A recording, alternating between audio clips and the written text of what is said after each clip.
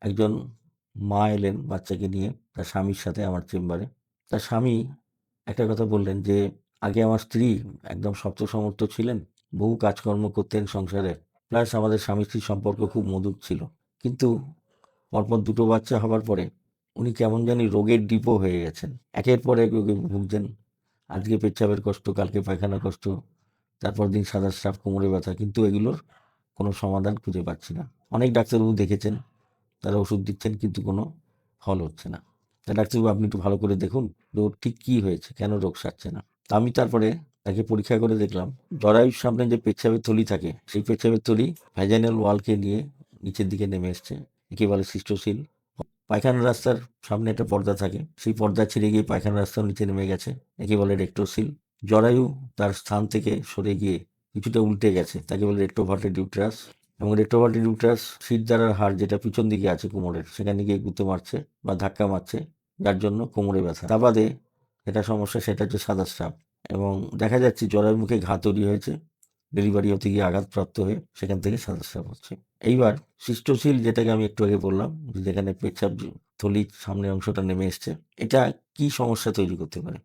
যখন পেচ্ছাপ পায়, পেচ্ছাপের থলিতে পেচ্ছাপ জমা হয়। জমা হওয়ার পরে একটা মাসেল আছে পেচ্ছাপের থলির গায়ে, ডেট্রুজার মাসেল, সেটা কন্ট্রাকশন হয়, হয়ে পেচ্ছাপটা বেরিয়ে যায়।